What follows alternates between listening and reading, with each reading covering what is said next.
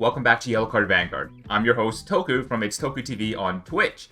It has been a long while, and Clan Collection 5 and 6 have already been out for quite some time, but I figured this is going to be a mainstay of the channel, so I've taken some time out of my failing job search to give you, the viewers, what you want. My based, red-pilled, and Vikachad takes on the new cards and supports for Clan Collections 5 and 6. Once again, we need to preface the video as well as the rest of the series by letting you know that these lists are made at face value using my skills of card evaluation. They will need playtesting to fine-tune, but I hope they will serve as a good reference point for filthy net deckers to piggyback off of. Welcome back to Clan Collection Cores.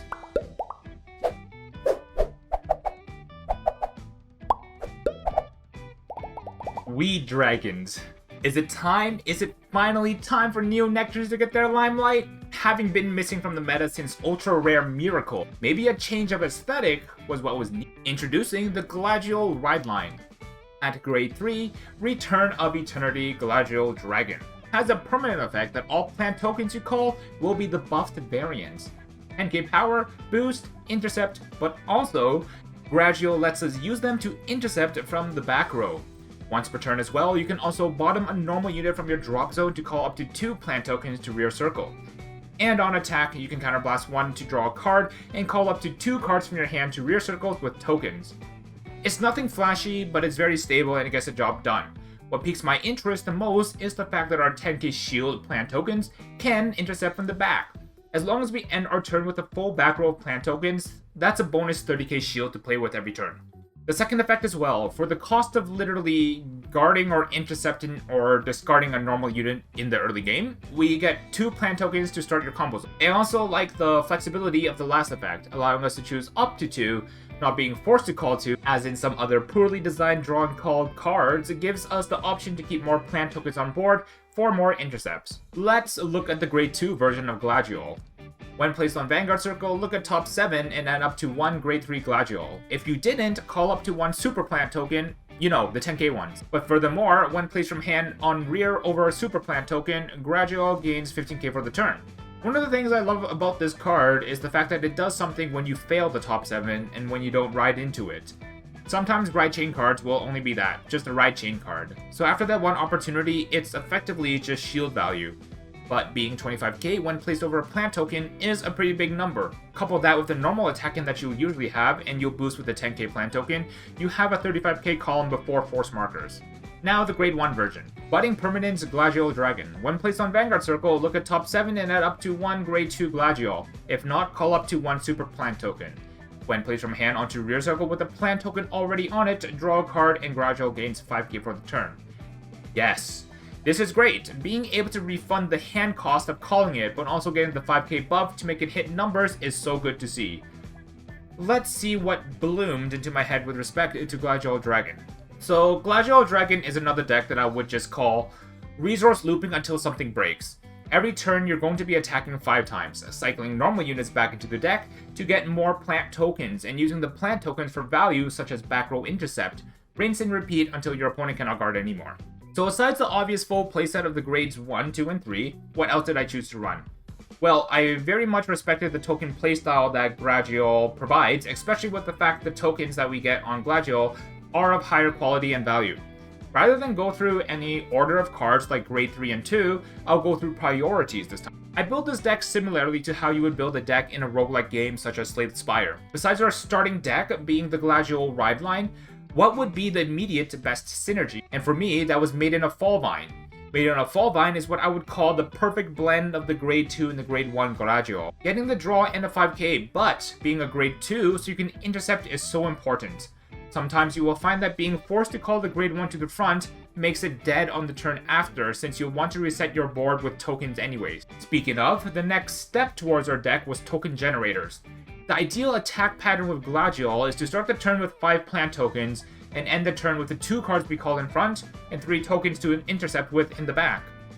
Brute's Basket Alp comes up huge here. For a Soul Blast 1 and retire itself, we can call 2 plant tokens, which also gain 5k until end of turn from its own effect.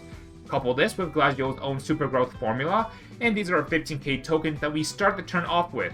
Brute's Basket Elf also comes with the added bonus of putting normal units into the drop zone from scratch, So Gladial will already have a normal unit to send back to call 2 more tokens. Boom, 4 tokens already. Another token generator that I looked towards was Maiden of Sweetberry. Being able to not only call a token, but Soul Charge as well, can recoup the Soul Blast that Fruit Basket Elf asked for, but more importantly, itself being 13k makes it a viable card to call off a Gladiol skill, meaning you can boost, then call this and make a new column with the plant token. Of similar thought, I also ran 3 copies of Sylvia, just as another card that could call a plant token mid-battle, so we can use plant tokens to boost if they were going to be replaced anyways. In the last 6 slots, I went for some text with respect to how the deck felt with testing. A first note is Genuine Maiden Farine. So I chose to ran her because she was cute. But also because when she's played, she can give the Vanguard 5k. It's very minor, but I consider her a late game version of Sylvia. And with respect to how Gladiol puts their force marker, sometimes the Vanguard column just isn't that big, and that 5k buff can sometimes break through certain thresholds. For example, Gladiol being boosted by a token is 23k, which is a 1 pass when they guard with a 15k trigger, but if you give an extra 5k, they already have to donate extra shield to make it the same 1 pass. Finally, 3 copies of Maiden of Stand Peony. When placed on the rearguard circle, call up to 1 plant token to rear, so just another Sylvia clone. But when placed on Vanguard circle, call 2 instead. Then, when it attacks from Vanguard, you can counterblast 1, retire 4 rearguards, and call 4 new plant tokens to rear. Then, if the opponent is grade 3 or greater, stand Peony, and all of your tokens gain 10k until the end of turn. Besides being just another Sylvia clone that we can call from hand to reset a column, I think Stand Peony is a decent ace in the hole to push for game. I think it outputs just a bit more offensive power than a normal Gladiol turn would. 20k boost to all columns is pretty big, even if the tokens we are calling are a bit smaller. I think it's important to note that rewriting to Stand Peony, however, is a very last-ditch effort to close up the game, as losing the intercepts from the plant tokens is a lot of loss to value. As for other options to run, Neo Nectar is not short of any alternate option. Dank Green Lord Master Weed is another option I've seen ran in lieu of Stand Peony, since you can use Master Wisteria to search a reride, but you can also use his on attack skill to buff all the tokens by 5k as well. Lily of the Valley Musketeer, Kaivant, is another option if you want to focus more on rearguard attacks. Kaivant, assuming you have your back row filled when you call him, will be 25k, similarly to the grade 2 version of Gladiol. Another surprisingly effective attacker is Primal Vein Dragon. When boosted by a grade 0 during the battle it attacked the Vanguard, Battledore. With Gladiol, we'll always have a plant token to boost it, and with a couple force markers, or even with no force markers, is when this gets annoying. You're forced to waste guard or give an extra card to PG. In any case, I'm not sure if Gladiol is the future of Neo Nectar after Clan Collection, but it is something I would call a value machine, something I haven't been able to say about for most other decks. Asha just got Katrina, which was a huge consistency booster, and the Musketeer deck still have triple drive and deck refill, but Gladiol has effectively an extra 30k shield on board, and I think it's cool to see different playstyles pop up for a clan that use a similar mechanic in plant tokens. In any case, that's it from me for this episode of Clan Collection Cores. Be sure to subscribe to the channel for more content like this and leave a comment down below because every little bit helps. This has been Toku from YellowCard Vanguard. Toku out.